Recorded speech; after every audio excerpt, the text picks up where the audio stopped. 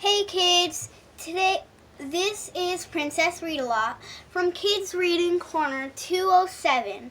Today we're going to read the second story of Yerdle the Turtle and other stories, which is Gertrude McFuzz, written and illustrated by Dr.Seuss. There once was a girl bird named Gertrude McFuzz, and she had the smallest plain tail ever was. One droopy droop feather, that's all that she had. And oh, that one feather made Gertrude so sad.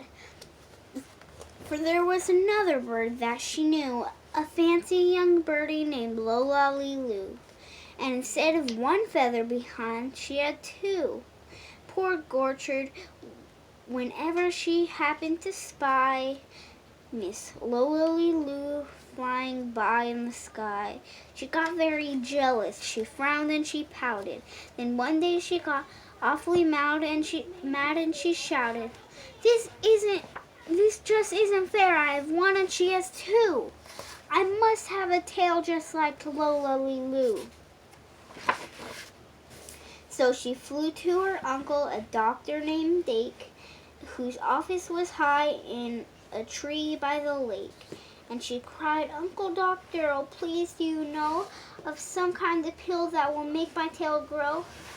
"Tut, tut," said the doctor. "Such talk, how absurd. Your tail is just right for your kind of bird." Then Gertrude had tantrums.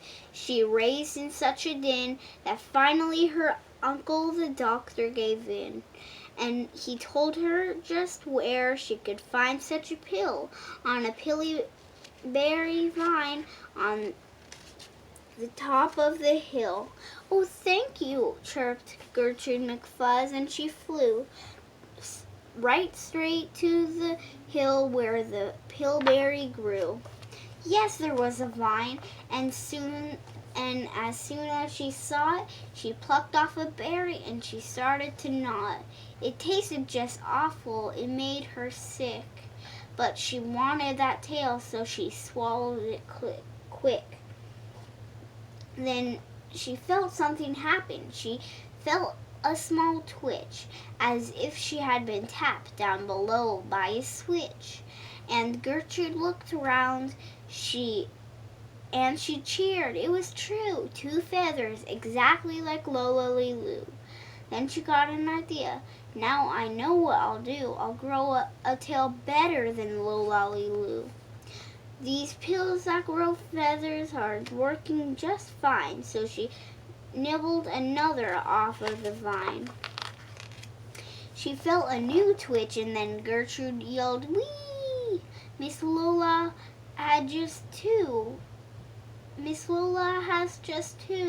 I have three." When Lolly sees this beautiful stuff, she'll fall right down flat on her face. Sure enough, "I'll show her who's pretty, I certainly will. Why, I'll make my tail even prettier still." She snatched at those berries that grew on the vine. She gobbled down 4, 5, 6, 7, 8, 9. And she didn't stop eating young Gertrude McFuzz till she eaten 3 dozen. That's all that there was. And then the feathers popped out with a zing. They blossomed like feathers that bloom in the spring, all fit for a queen. What a sight to behold! They sparkled like diamonds and gumdrops and gold, like silk, like spaghetti, like satin, like lace. They burst out like rockets all over the place. They waved in the air, they swished in the breeze, and some were as long as the branches in the trees. And still they kept growing. They popped and until long about sundown, when they finally stopped. "And now," giggled Gertrude, "the next thing to do is to fly straight home and show Lolly. When Lola sees these, her face will get red, and then she'll let out a scream and she'll fall right down dead."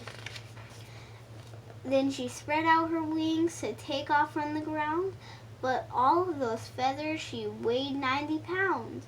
She yanked and she pulled and she let out a squawk, but that bird couldn't fly, couldn't run, couldn't walk.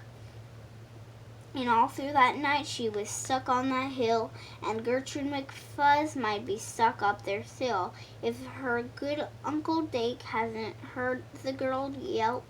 He rushed to her and brought along help. To lift Gertrude up almost broke all their beaks, and to fly her back home it took almost 2 weeks. And then it took almost another week more to pull out those feathers. My, Gertrude was sore. And finally, when all the pulling was done, Gertrude behind her again had just one. That one feather she had was as a starter, but now that's enough because she's smarter. The end. Thank you for listening. Read lots.